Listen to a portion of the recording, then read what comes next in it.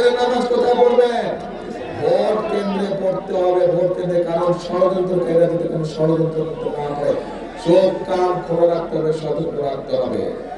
শেষ কথা হচ্ছে, করব কাজ, করব দেশ। সবার আগে বাংলাদেশ। আবার বলেন, করব কাজ, করব দেশ। সবার আগে বাংলাদেশ। আল্লাহ হাফেজ। বাংলাদেশ জিন্দাবাদ। বাংলাদেশ জাতীয়তাবাদী দল জিন্দাবাদ। ইনশাআল্লাহ 12 তারিখের পর আবার দেখা হবে আপনাদের সাথে। আল্লাহ হাফেজ।